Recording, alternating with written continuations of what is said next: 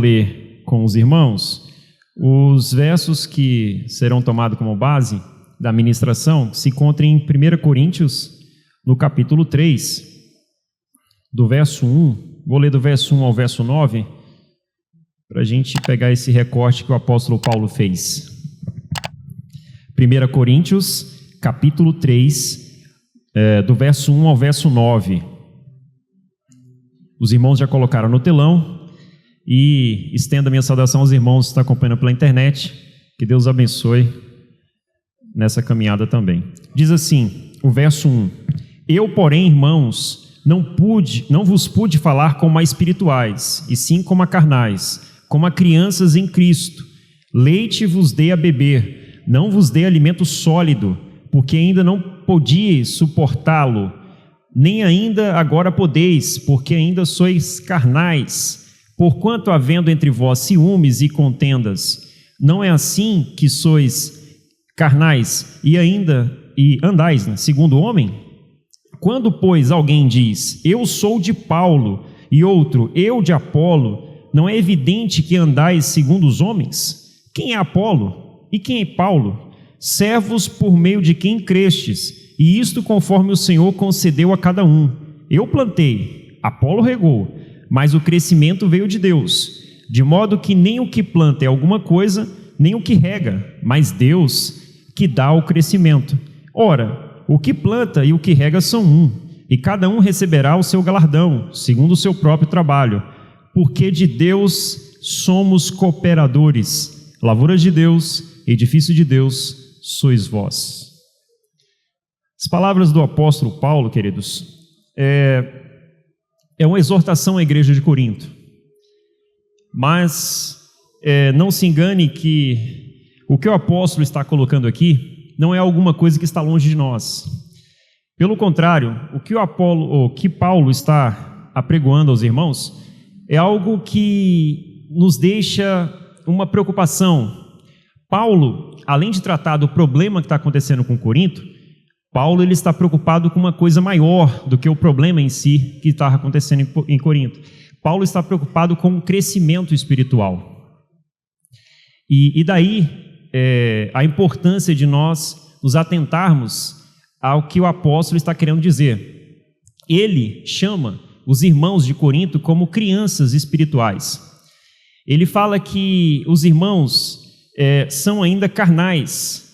Repare que a falta de crescimento espiritual é evidenciada aqui na comunidade, porque ele diz que há ali contundentes e regulares episódios de ciúmes, contendas, divisões. Essas coisas corrompiam a unidade da igreja.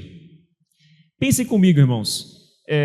Na comunidade haviam 4 tipos de categorias de consciências que faziam partidarismo. Você tinha aqueles que diziam que eram de Paulo, você tinha aqueles que diziam que eram de Cefas, Pedro, você tinha aqueles que diziam que era de Apolo, e você dizia que tinha um outro, que se não me engano ele era chamado de Cristo. Olha o pensamento que estava acontecendo na igreja de Corinto.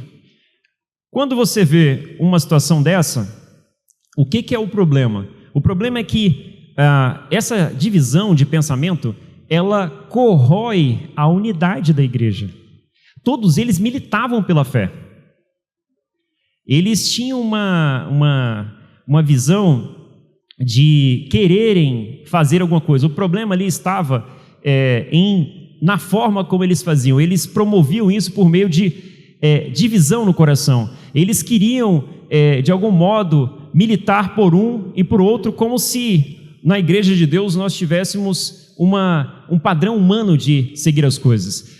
A igreja de Deus, ela segue o evangelho de Cristo. Ela não promove nada sem ser por meio da cabeça que é Cristo. E aqui, eles tinham essas ideias. E aí Paulo, ao escrever isso aqui, ele evidencia algumas coisas que é interessante a gente depreender dos versos. Aqui há uma relação direta entre a falta de crescimento espiritual e a imaturidade da igreja. Outro ponto importante, ele diz que eles andavam segundo o homem, o que significa seguir padrões humanos. É como você querer colocar ideias humanas coisas que são deste curso, deste mundo, que o ego promove, para o seio da igreja, a direção da igreja, a forma que a igreja deve seguir, o que é uma oposição ao Evangelho de Cristo. O Evangelho de Cristo veio justamente destruir essa consciência do velho homem para trazer a consciência de Deus à igreja, que é o seu corpo, é a antítese. Então, o crescimento, Paulo também ele deixa evidenciado que o crescimento espiritual é algo esperado e necessário. Não é alguma coisa que alguém inventou. O próprio Deus, quando criou o homem, ele fez como seu propósito que o homem tivesse um crescimento. E essa pergunta, alguém poderia falar, mas de onde vem essa ideia de crescimento de Deus? Como a gente pode entender isso? Quando nós vamos para o Gênesis, irmãos, a gente percebe no capítulo 1 e 2, em que Deus ali, por meio daquele relato rudimentar, é um relato pedagógico, instrucional, como quem instrui crianças, ele coloca ali a ideia de que Deus criou e Deus ali recriou a nossa criação naqueles 7 dias. E aí, no 6º dia, ele, de maneira especial, há o registro acerca da criação do homem. O homem seria o homem, com o artigo, aí fazendo o curso do Alexandre de português, né, para melhorar, né? O homem, né, o artigo definido, o homem seria a coroa da criação. Só que quando você lê Gênesis, o leitor que não tem a percepção holística, a percepção geral das Escrituras, porque a Escritura é um livro complexo, ele entende que a coroa da criação seria Adão. Isso é normal a gente entender assim, não há nenhum problema, porque você está lendo ali os versos e está falando de Adão. Adão, inclusive, significa humanidade, não é um nome próprio, né? Alguns entendem que seria, mas não é, ele significa homem ou humanidade. Mas humanidade é mais adequado de se entender, porque quando você lê, quem está lendo atentamente, no capítulo 5, o próprio Gênesis declara, ele fala que homem e mulher os criou, e ele diz que lhes abençoou a ambos, e deu-lhes o quê? Qual foi? Adão, chamou-lhes de Adão, chamou-lhes por um nome, Adão. Só que o nome Adão é para ambos. Então, ali está dizendo que eles ali seriam o quê? A humanidade. A ideia divina ali é que o homem e a mulher é uma completude.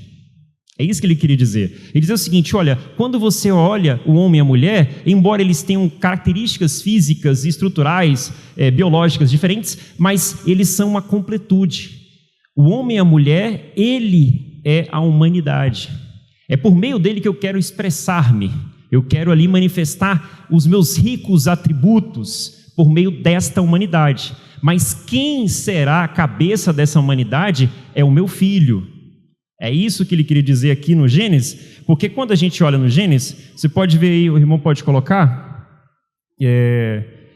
Gênesis capítulo 1, do verso 26 ao 28.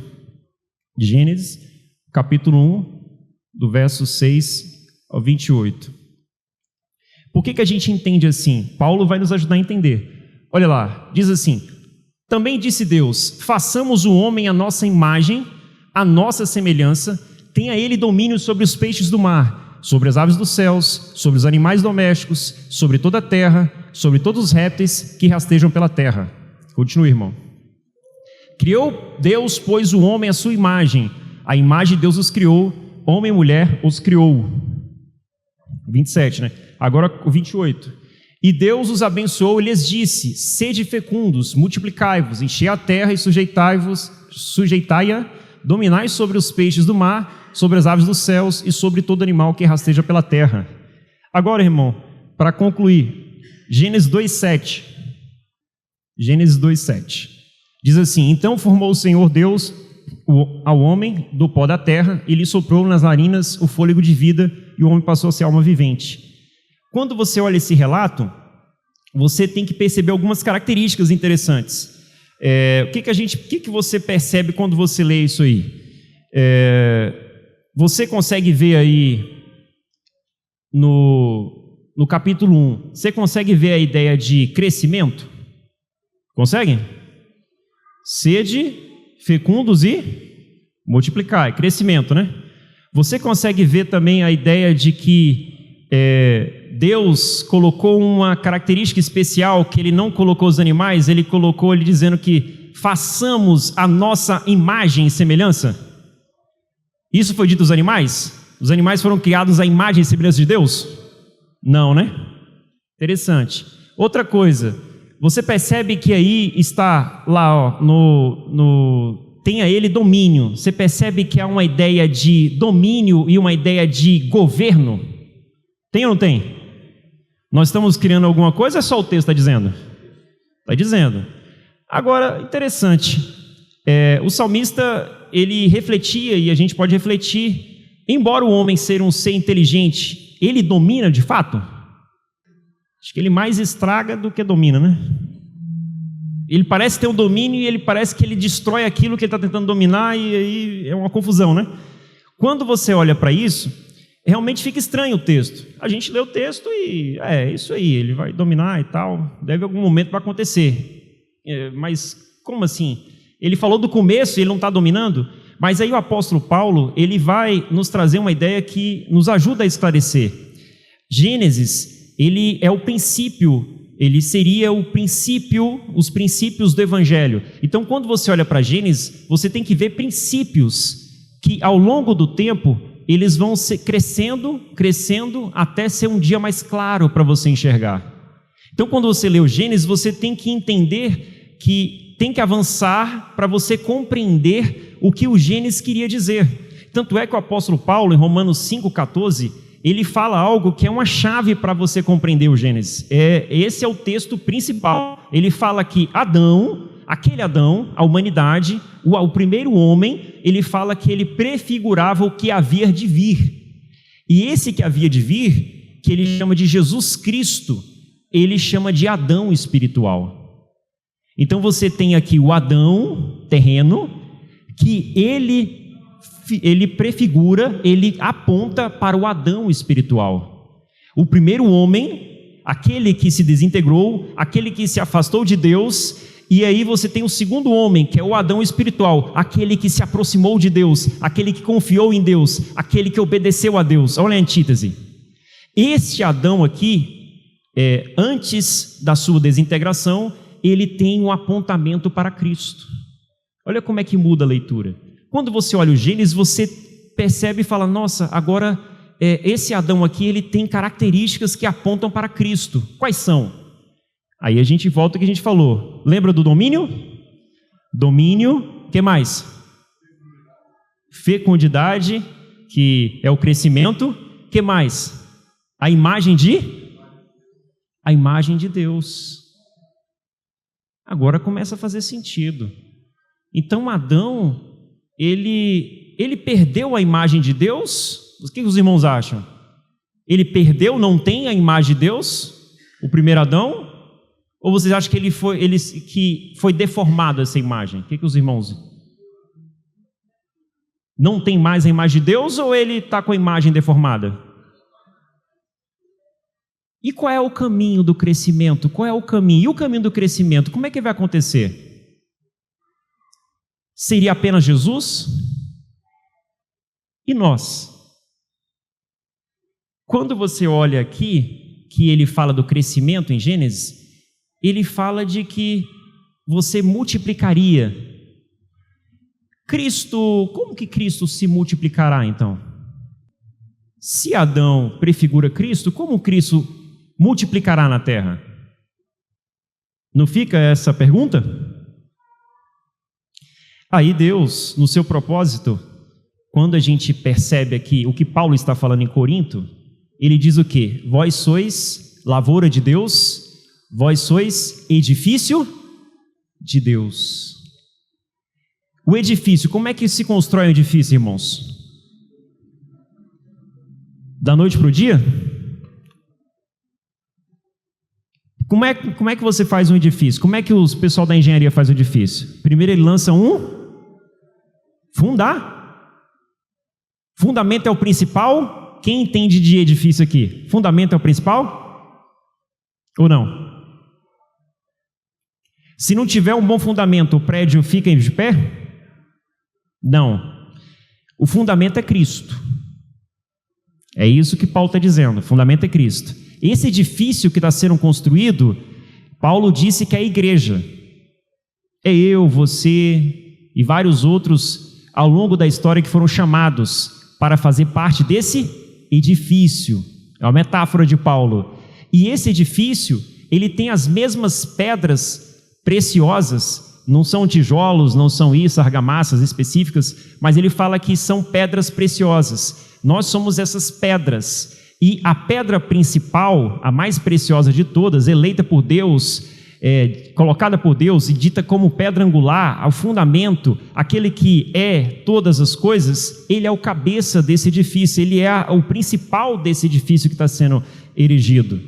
E aí Paulo, quando ele coloca isso, ele está dizendo assim, olha, esse edifício precisa ser construído, exige a necessidade de um crescimento desse edifício, que foi aqui apontado lá no Gênesis.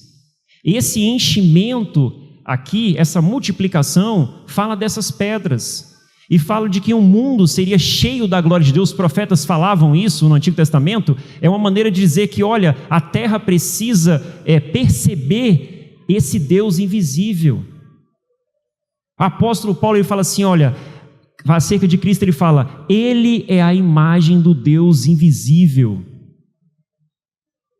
Quando ele vem aqui na terra, ele se encarna, ele começa a manifestar e proclamar sobre os atributos de Deus, ele manifesta os ricos atributos de Deus, e ele está dizendo, olha, agora vocês devem seguir o mesmo caminho que eu, a continuidade da obra que eu iniciei e manifestei na terra, vocês também hão de manifestar, vocês precisam manifestar, e vocês precisam então experimentar o crescimento espiritual que eu experimentei enquanto Jesus humano.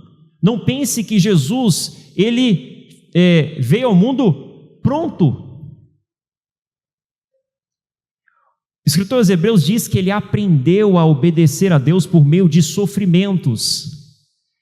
Ele subjugou aquilo que tinha, a carne que havia dentro dele, que queria que ele obedecesse os padrões humanos e seguisse a consciência do curso deste mundo. Ele pisava cada vez mais que ele caminhava, ele pisava na cabeça da serpente, no sentido de que ele esmagava o domínio do mal que havia sobre o mundo e que há ainda, e a cada passo dele, ele caminhava em direção ao crescimento de Deus. Jesus experimentou o crescimento de Deus, irmãos. Jesus, ele não veio pronto. Não tem mágica, irmãos. Mágica é com Hollywood. Plim, plim, plim, plim. Apareceu. Mágica é questão de filme. É uma coisa legal e tal, mas é filme. Aqui é crescimento. A gente poderia botar uma placa bem aqui, ó. Estamos em reforma. Em obra. Está em obra, irmão. Obra é legal?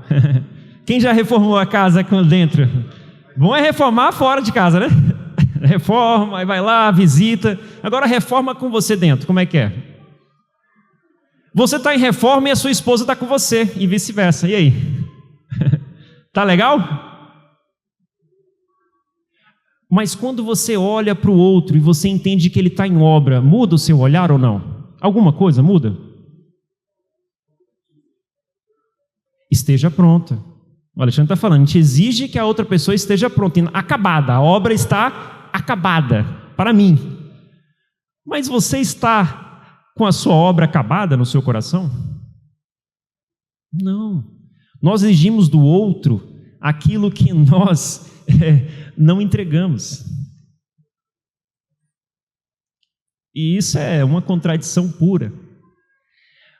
É como os irmãos de Corinto, eles estavam, imagine Paulo ministrando sobre unidade e os irmãos divididos. Não, eu sou de Paulo. Aí Paulo fala, mas assim, o próprio Paulo, que ele poderia chegar e falar o seguinte, olha, não, peraí, eu sou maior aqui. Por quê? Porque essa comunidade, essa igreja veio por intermédio de quem? Deus que convenceu o pessoal de mas quem foi aquele que iniciou isso? Eu. Ele poderia rogar para si e falar, não, peraí, quem tem aqui a legitimidade de falar acerca dessa comunidade sou eu. Não é Cefas, não é Apolo, sou eu.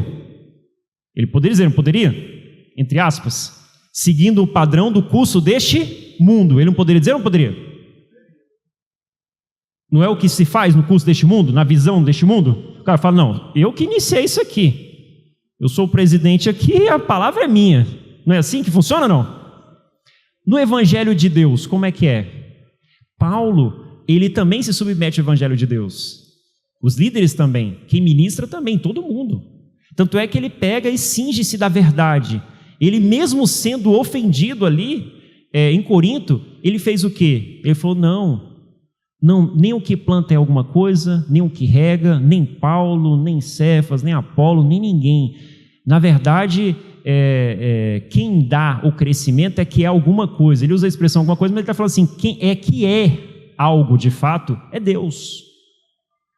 Vocês são instrumentos, eu sou instrumento, nós somos instrumentos na mão de Deus para promover o crescimento, para promover o crescimento. O propósito é o crescimento de Deus em nós, é o que Paulo está falando. Mas vocês, como se comportam como crianças, vocês estão aí bebendo leite e deveriam então estar se alimentando de alimento sólido. O próprio escritor aos Hebreus diz algo nesse sentido, que vocês, ele fala bem assim, olha, vocês aí que estão voltando para o judaísmo e tudo mais, vocês são crianças. Vocês estão aí se deixando levar por coisas que não fazem sentido quando você olha para Cristo. Cristo é a subliminalidade de Deus, os ricos tesouros de Deus estão escondidos em Cristo. Cristo é a expressão exata do Pai, Cristo é a revelação que foi dada por Deus, os mistérios ocultos, antes não vistos. Ele é a manifestação e a expressão do próprio Deus que a humanidade tinha necessidade, porque não conhece a Deus, e Ele veio trazer a luz de quem é Deus. Como você pode rejeitar do qual você deveria seguir a sua consciência, do você aprender, do qual você deveria esmerar por querer ter a mesma consciência que a dele, e você quer viver por meio de coisas ultrapassadas, seguindo coisas que são ritos, que de nada podem acrescentar à sua alma, uma vez que a única finalidade dos ritos é apontar para a realidade que eles são. É como o semáforo, a gente ensina isso para os adolescentes, falando do semáforo. O que o semáforo tem de importante? Ele tem uma cor verde, uma cor amarela e uma cor vermelha. Uma cor verde siga, amarela atenção, vermelha é o quê? Pare. Tá, é um objeto. Se você olhar para ele e você não tiver compreensão do que ele significa, aquele semáforo serve alguma coisa na sua vida? Você vai ficar curioso olhando assim, nossa, deve ter alguma razão, né? É igual você ficar com Jesus. As pessoas ficam com Jesus, o nome de Jesus, a Bíblia, está igual com o semáforo. Mas se eu não compreender, se eu não entender que aquilo realmente é necessário, se eu não obedecer aqueles sinais, aquilo que significa, se eu não me envolver com aquilo, aquilo não tem valor nenhum, ainda que seja importante. Jesus não terá valor nenhum se você não se envolver com ele. Se você de fato não quiser se apropriar da mensagem dele, ele não terá valor nenhum. Não é que ele não tenha valor, ele não terá nenhum valor para você. E aí será como um semáforo que ninguém entende. Mas quando você olha e vê o verde, e você entende então que pode passar de modo seguro. Quando você olha a atenção, não é acelera não, tá, irmãos? A atenção está chegando perto ali, dependendo da distância, você tem que reduzir. O que ele tem que chamar a atenção para reduzir. Logicamente, se você estiver passando quase debaixo do semáforo, você não vai brecar o carro, você vai ter que ir. Mas a atenção não é, os irmãos pegam atenção, está bem aqui o semáforo ali, não, acelera! Não é acelera não, irmão, acelera você pode ter algum problema aí com outro irmão. Mas é atenção. E o vermelho é pare. E aí você entende que isso é para quê? Para que serve isso? Não é para trazer segurança no trânsito, não é isso? O Evangelho ele vai trazer para você o quê? A segurança de que você está no caminho do crescimento rumo ao Pai. Entendem, irmãos?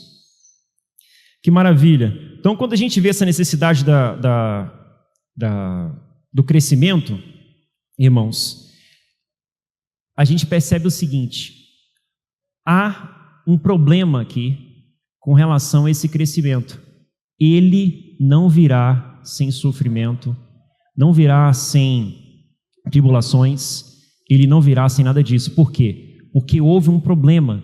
Gênesis capítulo 3, você percebe que uma obra de Deus terminada, naquela autossatisfação divina, no seu sábado, simplesmente você vê ter um mais. Ali há uma interrupção e já nos demonstra o seguinte: o homem, infelizmente, ele se afastou de Deus na sua consciência. E aí se instaura um problema. Esse crescimento vai custar muito para que nós alcancemos, porque essas coisas militam contra o crescimento de Deus. Por isso que o apóstolo aqui em 1 Coríntios, ele fala: olha, há no meio de vocês dissensão, há no meio de vocês ciúmes, e ele está dizendo que essas coisas precisam ser despojadas. Despojar-se é como despir-se, essa é a expressão. E despir-se, a gente entende o quê? Você vai despir-se de quê? De uma roupa, né? Não é isso? Que a gente tem uma roupa. Então essa roupa aí seria o velho homem. É uma roupagem que esconde a verdadeira essência do que você é. É isso que Paulo está querendo dizer. Você não é exatamente isso, ou não deveria ser. Você confiou que é isto, e você segue os padrões e o curso deste mundo, e você é uma reprodução do grande mal.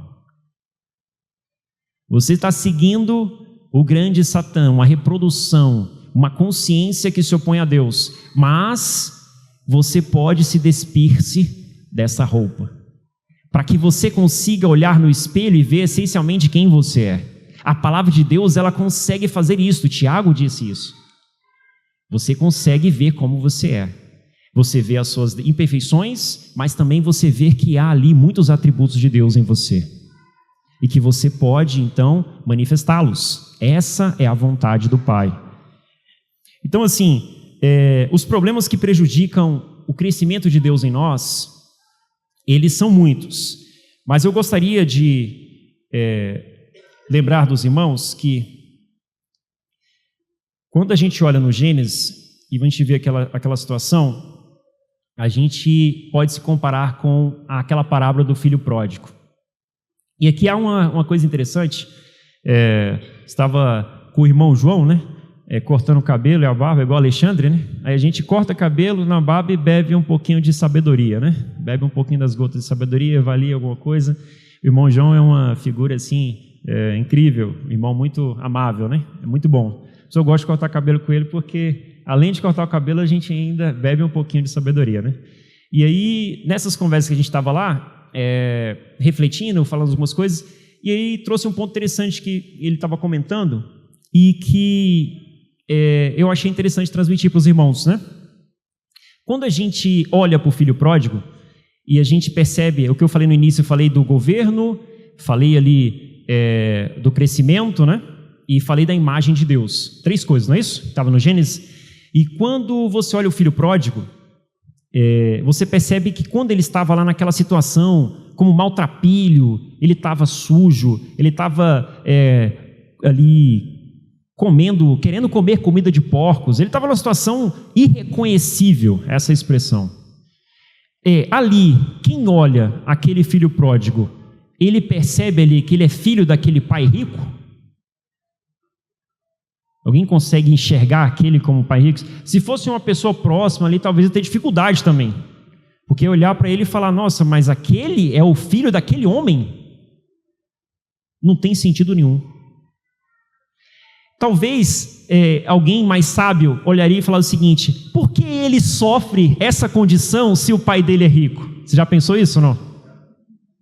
Faz sentido alguém sofrer como ele sofreu com um pai rico? Porque Jesus está contando a parábola, fazendo analogia com coisas terrenas com coisas espirituais, né? É isso que ele está fazendo. Mas do ponto de vista material, terreno, faz sentido para você alguém estar naquela condição se o seu pai é rico?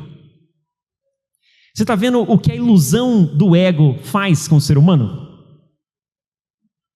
Ele não desfruta da riqueza do seu pai, porque ele entende que é melhor se afastar do pai, na ilusão e na confiança de que estará melhor do que estar com o pai, sendo que na verdade ele está num mundo cheio de caos, sofrimento, dor, ódio, tristeza, desesperança, sofrimento, depressão, tudo ruim que você pensar, por causa de quê? Porque ele entendeu que esse é melhor caminho do que estar com o pai. É estranho, não? Se você contar do ponto de vista natural, alguém fala, não faz sentido nenhum, não acredito nisso. Alguém não escolheria isso. Sério? Aí a pergunta é, não, eu não escolheria isso. Você falaria que escolheria? Vamos ser honestos, irmãos. Não, eu escolho ficar assim. Hã? Mas aí que a ilusão, aí que vocês têm que entender que o engano da serpente é cruel, irmãos. Porque você faz uma coisa na ilusão de que aquilo é o melhor do mundo, sendo que é o pior do mundo. Você briga com o seu irmão porque você quer defender pela ilusão do seu ego a razão. Mas a razão nunca é maior do que a fraternidade e a unidade. Nunca será, nunca, em nenhuma ocasião. Mas em algumas determinadas ocasiões você vai brigar com o seu irmão para você ter a razão por causa do seu ego, ele vai te iludir e aí você vai ferir, vai desunir, você vai partir em nome da razão, sendo que a fraternidade, a comunhão e a unidade é muito maior do que a razão. Olha o que a ilusão do ego faz com a gente. E aí você não vai nem perceber. E quando você vê, você já fez tudo isso. E é silencioso. Mas quando o irmão João falava acerca disso da parábola, aquele filho pródigo que está irreconhecível, ele de repente tem uma iluminação, há uma luz ali.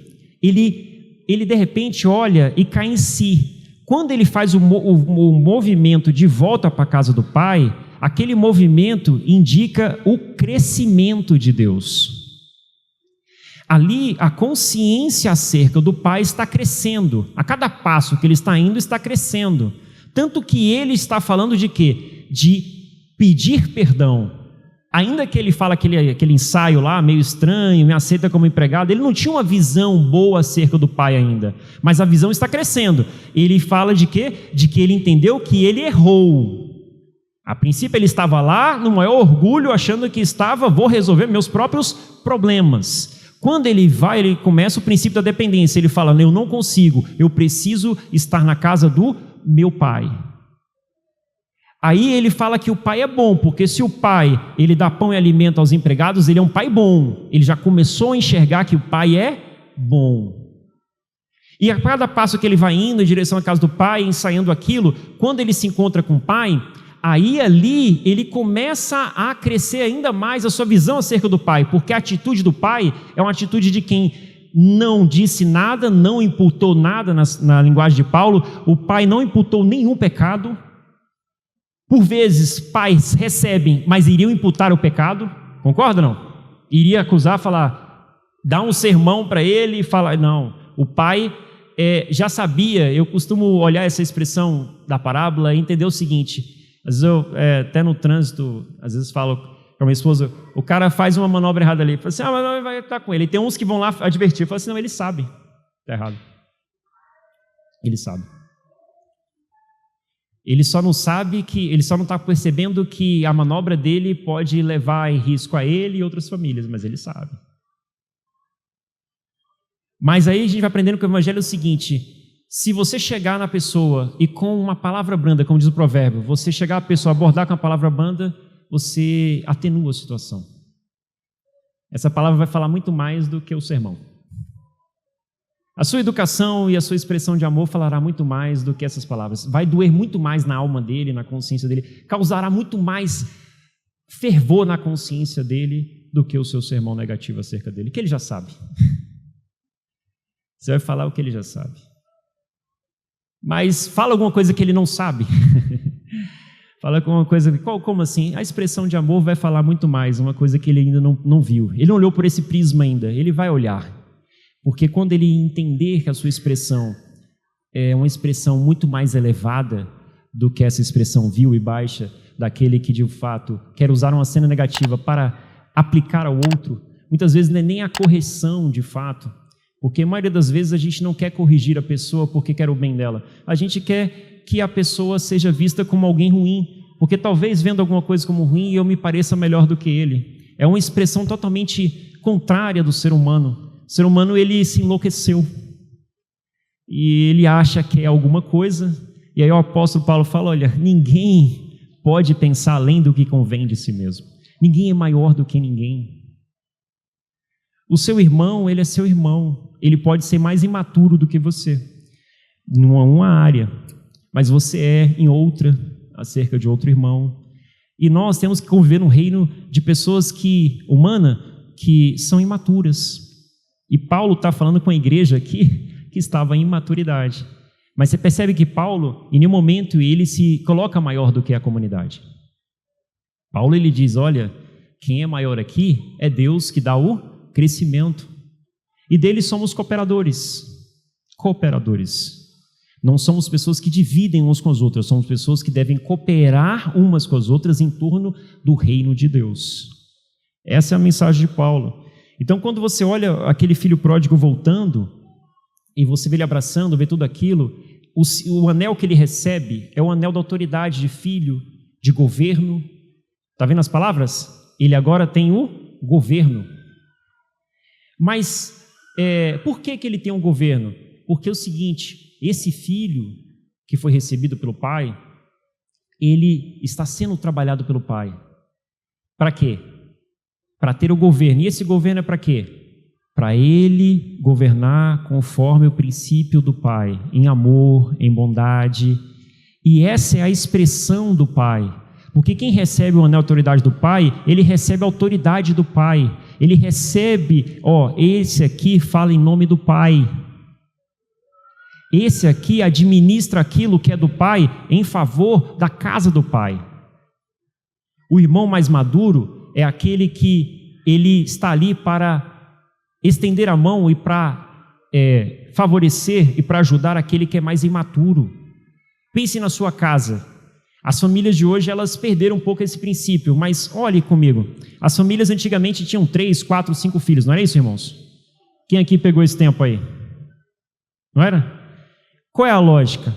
Por consciência ou sem consciência, mas o filho mais velho, né? A teoria humana vai crescendo, o corpo físico vai crescendo. O filho mais velho, ele cuidava do filho mais, ele ajudava os pais a cuidar, não é isso? Há algum mal nisso? Vocês veem algum mal? Se for alguma coisa saudável, não for nenhuma colocando ele numa coisa maior, que ele não pode ser responsável, na medida correta, é algo saudável, concorda ou não? E pelo contrário, você está dizendo a ele de que ele tem que cooperar com a casa dos pais. Um amor à família, não é isso ou não? É um princípio até bom para esse prisma, concorda?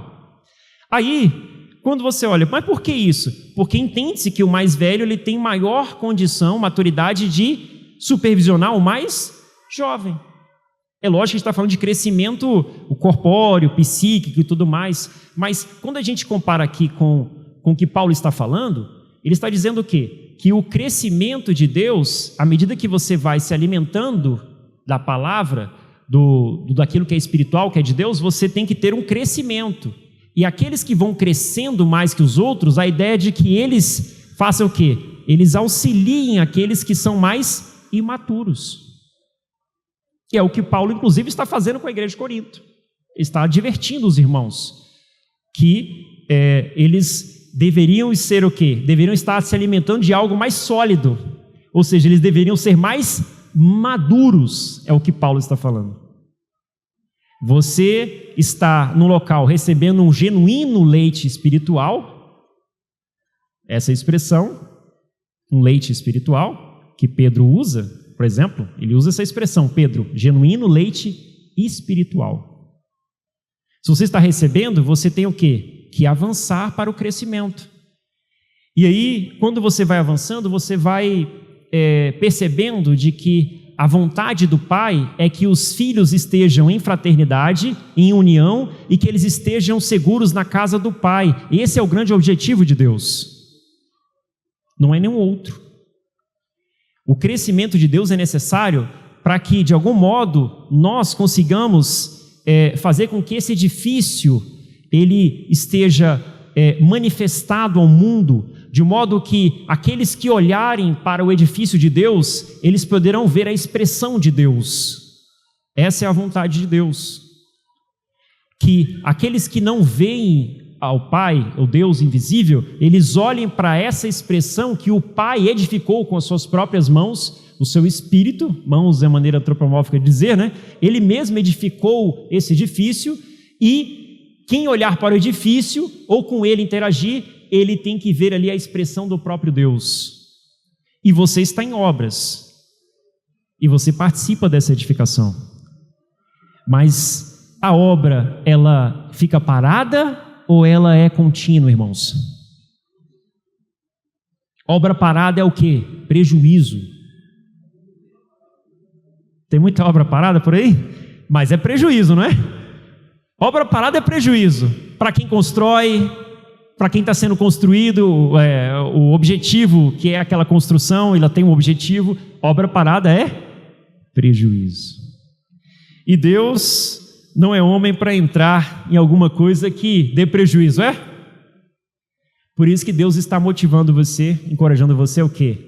A avançar nessa obra de crescimento, participar dessa obra de crescimento. E aí, irmãos,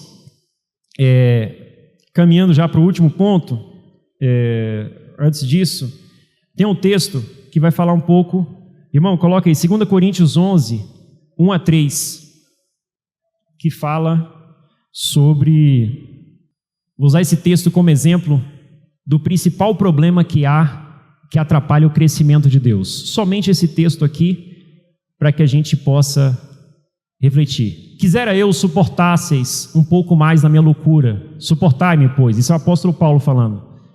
Porque zelo por vós com o zelo de Deus, visto que vos tenho preparado para vos apresentar como virgem pura a um só esposo, que é Cristo. Olha o objetivo, hein? O objetivo de Paulo está ali. Ele falou que Deus tem esse objetivo que nós participamos. Mas olha só o problema. Olha o problema aqui, ó. Mas receio que, assim como a serpente enganou a Eva com a sua astúcia, assim também seja corrompida a vossa mente e se aparte da simplicidade e pureza devidas a Cristo. Olha a advertência de Paulo. Essa parte é interessante, irmãos. Ele fala que há um problema que a gente tem que prestar atenção. O veneno da serpente. Ele chama de engano. O veneno da serpente é o engano. É uma metáfora para dizer que a serpente te pica traiçoeiramente, de maneira que você não percebe, e quando ela te pica, ela coloca dentro do seu sistema nervoso o quê? O engano. A artimanha, com astúcia. E isso acontece aonde? Na mente. Paulo fala aqui, também seja corrompida a vossa mente. Ele taca a sua mente. O engano, ele quer alterar a sua mente. E qual é o objetivo que o engano promove? Ele aparta você da simplicidade e pureza devidas a Cristo. Irmãos, isso é sutil. Isso é sutil. Quando você olha aqui, Paulo está falando simplicidade e pureza devidas a Cristo. Pense comigo. O veneno da serpente, ela não quer te tirar daqui da comunidade. Não é necessariamente. Com alguns, ela pode fazer isso.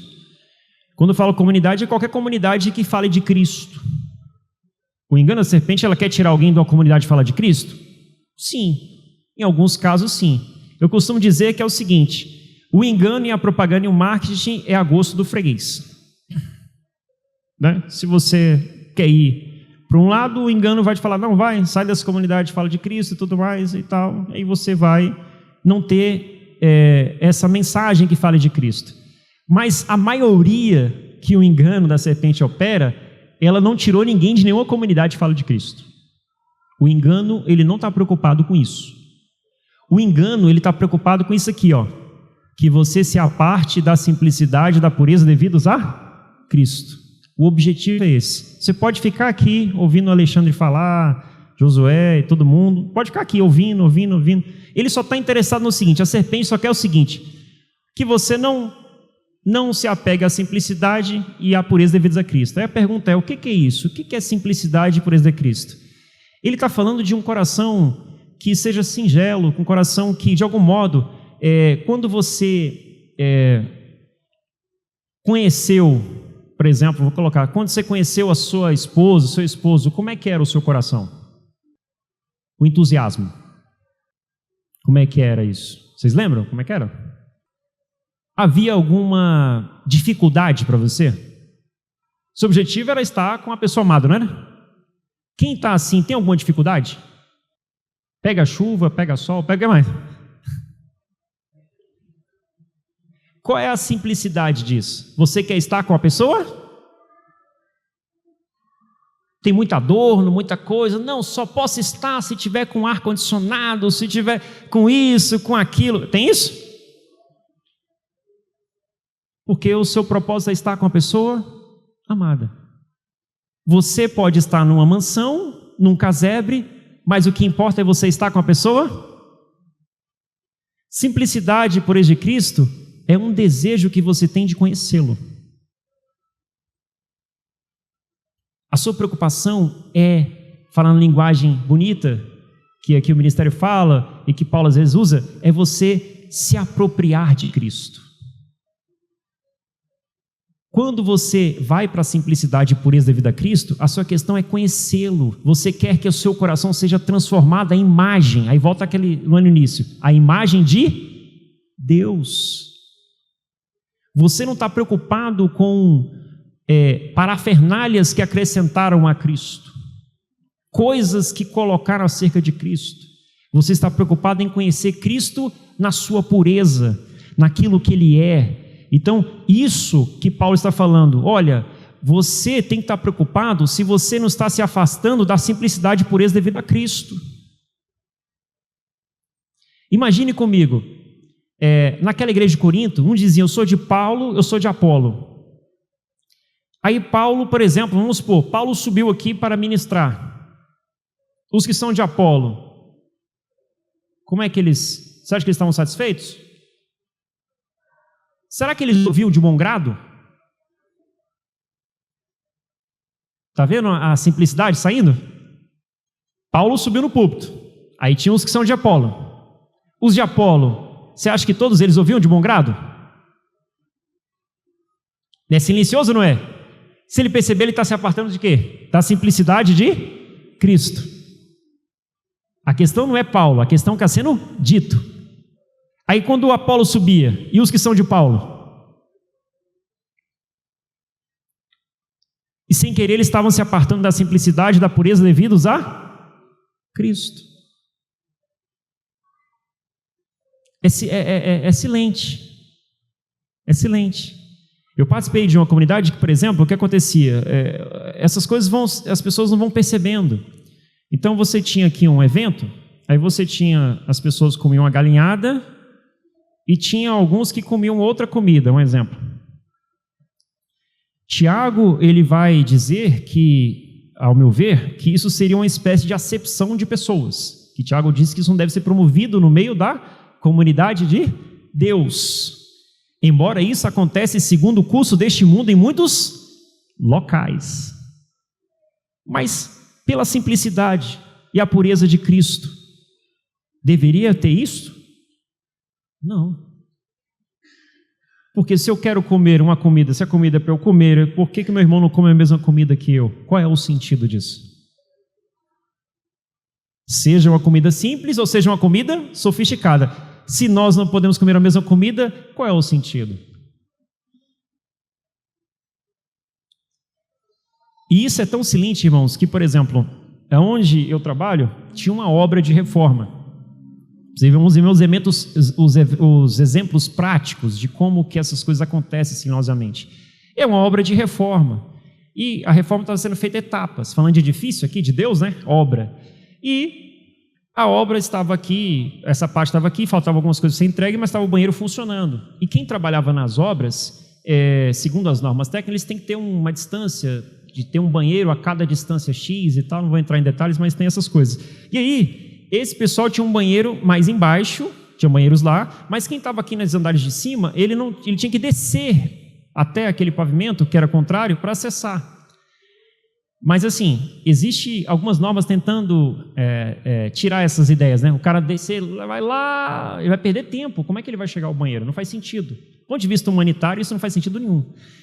Só que, o que era o problema? Esses trabalhadores não queriam acessar aquele banheiro, porque aquele banheiro eram os funcionários da empresa que utilizavam. E eles eram trabalhadores, eles tinham receio de querer ir. Olha a questão. E aí, né, nessa situação, que não sei o que, como é que faz? Como é que faz? Como é que faz? Ele acessa o banheiro, uai. O que ele não é um banheiro?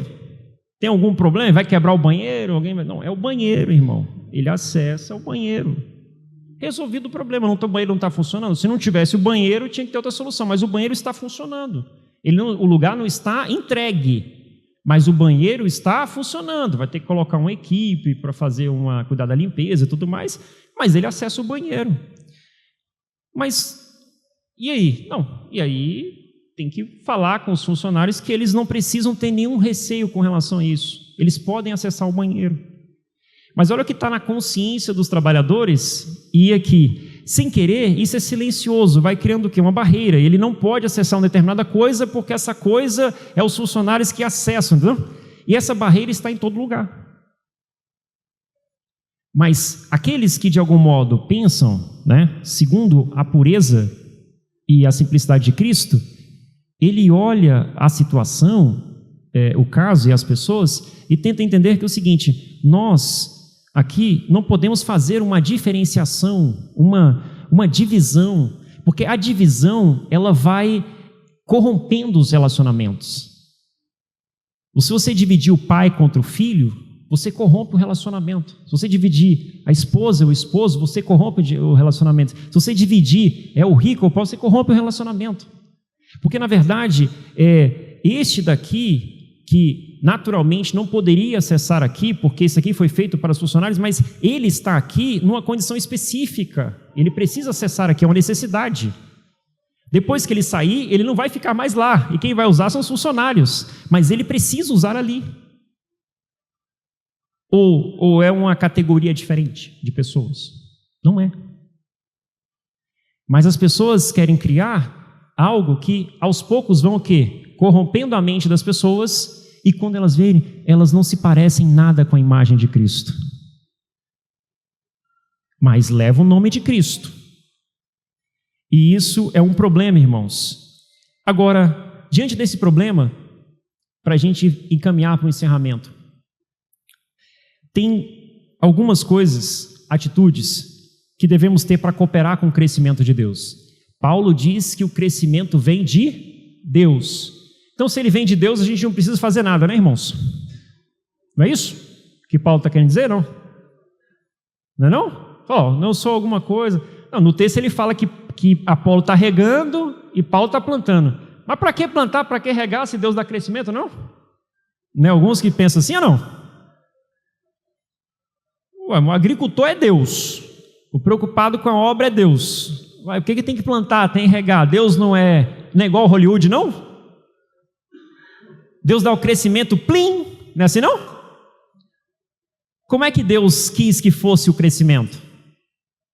Com pessoas que cooperassem, regando, plantando, o cultivo é o seu coração, não é isso? E a obra acontece aonde? No terreno do seu? E quem planta não é você mesmo, e o que rega às vezes não é você mesmo, mas muitas vezes você faz a preparação do terreno, está vendo? Todo mundo participando da obra, e Deus está dando da boa semente, que é a palavra de Deus, que é dele, a semente é dele, isso é fato. Sem a semente e sem o crescimento, pode regar, pode plantar, pode fazer o que quiser, que não vai dar nada. Mas como a semente é boa e ele diz que vai dar o crescimento, então quanto a isso você pode ficar despreocupado. A sua questão é cultivar o seu coração, e a sua questão é deixar que Apolo regue o seu coração e que Paulo vai plantando a semente. Deixa aí, deixa o Alexandre, Josué plantando, regando, e você vai cultivando. E aí Deus vai dar o crescimento. Irmãos, olha aqui. Primeiro ponto, são 2 pontos que eu separei aqui. Irmão, vai lá no texto de 1 Pedro 2, 1 a 5. São 2 pontos. O primeiro ponto é desejar ardentemente pelo crescimento espiritual. Vamos ver o que Pedro fala para nós sobre isso. Desejar ardentemente pelo crescimento espiritual. Você tem que desejar, irmão. Diz aí, ó. De novo, ó. Despojando-vos, portanto, de toda maldade e dolo, de hipocrisias, invejas e de toda sorte de maledicências. Olha a primeira parte. Despojando-vos de toda malícia, ó, do ciúme que estava acontecendo lá em Corinto, da dissensão, da facção. Ele está falando despoje. Despojar que eu falei, despisse. Tira essa capa aí do ego, que o ego está governando a sua vida. E você está o quê? Promovendo isso aí. Ele está falando, olha, você tem que despir-se disso. E isso atrapalha o crescimento de Deus. Só que é o seguinte, ao mesmo tempo que você despoja disso, que seria crucificar o ego, ao mesmo tempo você tem que se alimentar da palavra de Deus. Olha o que Pedro está dizendo. Continue, irmão. Desejai ardentemente, a expressão. Irmão, não é desejar. O que Pedro está falando é ardentemente, né? O professor de português é que é o Alexandre, mas ardentemente é o quê? É um modo, advérbio de modo? Intensidade? Advérbio de modo, intensidade. Intensidade. O modo, a intensidade, né? O modo que você tem que ter com relação ao desejo é o quê? Algo intenso, profundo. E agora ele vai dizer como que é, ó. Você tem uma ideia. Como que é esse profundo, Pedro? Explica aí. Como crianças recém-nascidas. Você deseja o quê? O genuíno leite espiritual. Essa palavra genuíno leite espiritual é o quê?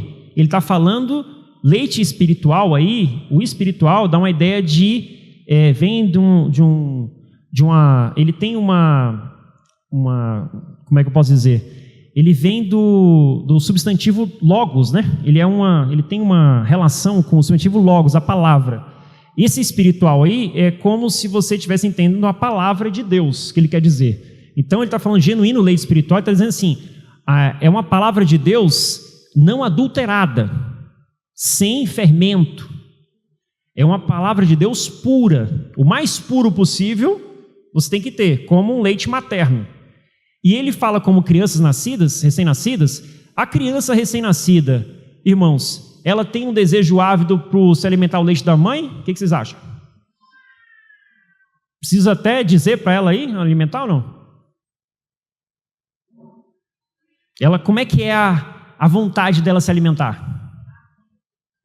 Ardente, né? Se não fizer um curso lá na Secretaria de Saúde ou em algum lugar lá, senão você pode até ferir, né? Se não colocar do jeito correto, não é isso? Que a criança deixar de sugar, ela não vai. Essa avidez aqui é o modo que Pedro está falando que você tem que ter por se alimentar da palavra de Deus. É isso que Pedro está dizendo. E entenda, irmãos. Continue, irmão. Está aqui. Não, já está aqui. Volta aí. E qual é o objetivo, irmãos? Para que assim você tenha um crescimento para... O crescimento para a salvação tem uma relação com o quê? Você se alimentar da palavra de Deus. Está vendo a relação? O crescimento... Não. Aqui você está no estágio de uma criança. Paulo disse aos Coríntios que eles deveriam ser o quê? Maduros para suportar, mas eles não poderiam receber o que Paulo queria entregar, porque eles eram ainda crianças espirituais. Porque aqui fala de um crescimento. Como uma criança, é um modo como você deve se alimentar. Mas isso não quer dizer que você tem que ser uma criança espiritual. Ele quer dizer que você tem que avançar para o crescimento. Mas o modo como você está hoje, você tem que se alimentar como uma criança que depende do leite materno da mãe. Você tem que entender que você depende do alimento. Foi o que Jesus, em outras palavras, disse: não só de pão viverá o homem, mas de quê? De toda a palavra que procede da boca de Deus. Avança, irmão. se é que já tendes a experiência de que o Senhor é bondoso. Ele falando, você tem a experiência, você provou, você viu que o Senhor é bom? Se o Senhor é bom, por que você não se alimenta do alimento de Deus? É um problema para o crescimento. Essa é a atitude que nós temos que ter. Agora, vamos ir para o último ponto. Coloca lá, irmão, Tiago, capítulo 1, do 22 ao 25. Tiago, capítulo 1, 22 ao 25. O segundo ponto, irmão, que complementa ao primeiro, seria acolher com mansidão a palavra de Deus. No primeiro a gente viu que a gente precisa e depende do alimento que é a palavra de Deus. Mas não basta saber que você depende do alimento e você estar com o alimento na sua mão, vamos dizer assim. Aqui tem um modo como você deve receber esse alimento. Tornai-vos vós praticantes da palavra de Deus, não somente ouvintes, enganando-vos a vós mesmos. Ele está dizendo aqui que aquele que ouve a palavra de Deus, mas ele não percebe-se, não verifica-se se ele está praticando aquilo que ele tem recebido do Evangelho de Deus, ele fala que é só um engano, é só uma ilusão, você está se enganando. A expressão se enganar, o que os irmãos acham? Se enganar é pior do que ser enganado? Quando você é enganado por alguém, você fica revoltado? Hã? Fica? Mas por quê? Alguém sabe responder? A alegação que as pessoas têm quando elas são enganadas por outros é que elas queriam a verdade. A pergunta é, será a verdade? Será que as pessoas querem que as outras sejam verdadeiras? Às vezes é meio conflito. Oi, a Alexandre está falando, quer perder um amigo, fala a verdade. Não é estranho? Mas a gente reclama que o outro nos enganou, né? Tudo bem, engano não é bom, beleza. Mas a gente fica triste e revoltado porque alguém nos enganou. Mas quando a gente engana a si mesmo, a gente deveria ter que sentimento conosco mesmo? Tristeza? Revolta? Ou não? Ou está tudo bem? Vergonha? Tiago está falando, enganando-nos a vós mesmos. Continua, avança, irmão. Porque se alguém é ouvinte da palavra e não praticante, ele continua dizendo a mesma coisa, asseverando a mesma coisa. Agora, um novo comparativo. Assemelha-se a um homem que contempla no espelho o seu rosto natural. Pois a si mesmo se contempla e se retira, e para logo se esquece como era a sua aparência. Aqui Tiago dá outra advertência. Ele fala rosto natural. Irmãos, não é com filtro não, tá? Não é com filtro, não é com maquiagem, está falando rosto natural. Ele está falando que a palavra de Deus, quando você ouve e você não pratica, você vai só ao estágio de chegar ao espelho e ver como você está. O seu rosto natural, sem filtro, sem maquiagem, sem nada, sem tentar maquiar a imperfeição. Você olhou a palavra, ouviu, não praticou, você olhou para um espelho. No espelho você viu, eu estou com imperfeições. Tenho que corrigi-las. Mas se você não pratica, essas imperfeições não são corrigidas. É isso que Tiago está falando. Porque você sai do espelho e você continua do mesmo jeito que você está. Adianta alguma coisa? Qual o objetivo de olhar para um espelho, irmãos? Você vê como você está e você tenta melhorar o que está imperfeito. Tiago coloca esse ponto. Irmãos, acolher com mansidão, irmãos, é o que? Significa você receber sem resistência. Ou seja, nós temos que receber sem resistência a palavra de Deus nos nossos corações. É isso que o Evangelho coloca. O mestre nos ensinou na parábola, lembra da parábola das sementes? O homem saiu a semear. Ele disse que essa parte de permitir que a palavra ela encontre bom solo no nosso coração é nossa. A semente é boa, o pregador saiu a semear e o solo é o seu coração. Quem deve permitir que a semente encontre o bom solo, o cultivo, o preparo, é com você. Como ouvintes da palavra, para quem resiste, o problema é do solo e não da semente, que é boa, que é fértil, é poderosa para frutificar. Isso é inegável. O pregador também é bom, não tem problema.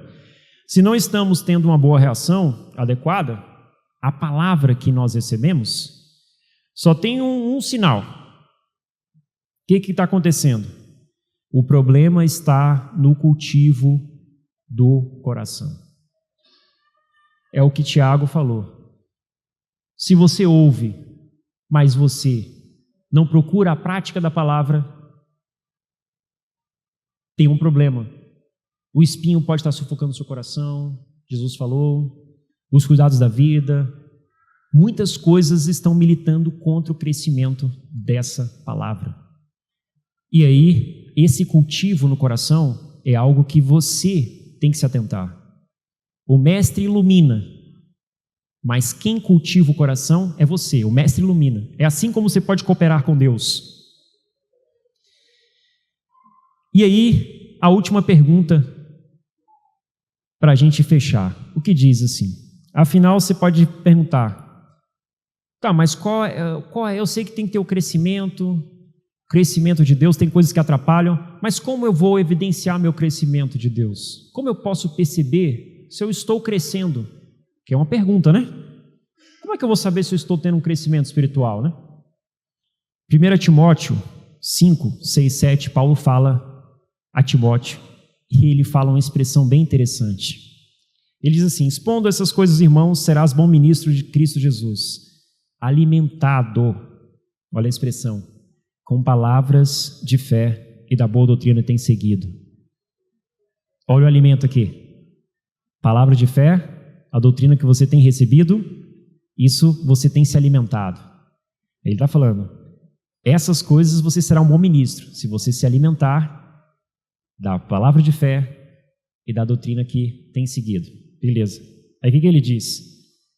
Aí ele dá aquela advertência daquilo que milita contra, esse crescimento. Ele fala, rejeita as fábulas e de velhas caducas.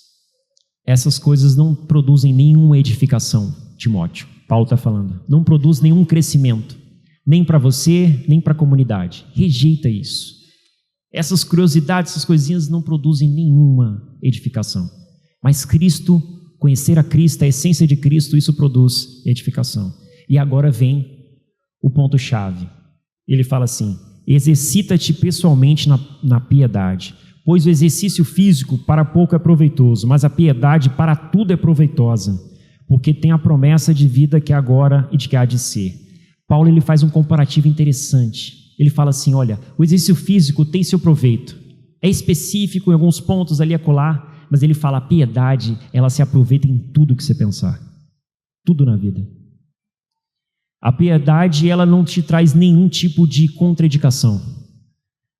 Ela enlarguece o coração, ela produz tudo que é bom para você, agora, experimentando agora e naquilo que há de ser. A piedade é um exercício, olha o que Paulo fala, é uma prática, como Tiago disse, praticantes, o exercício. Mas o que é piedade, irmão? Piedade, Paulo explica, é a manifestação do divino no humano.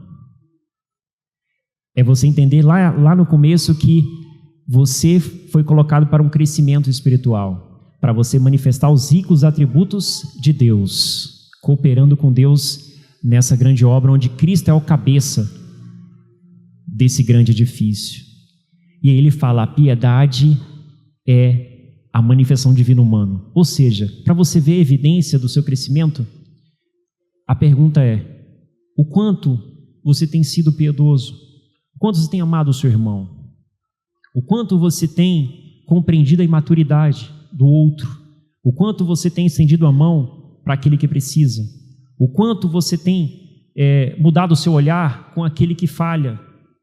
Ao invés de você julgá-lo, condená-lo, você tem uma preocupação pelo bem dele? Você ora por aquele que falha?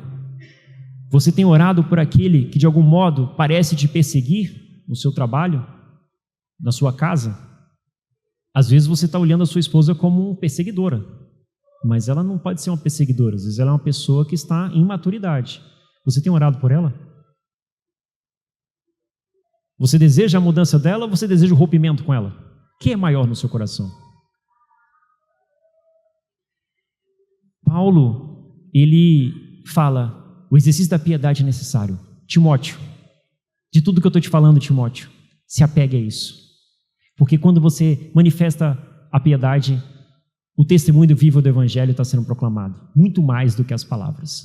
Muito mais do que as palavras. Irmãos, é isso.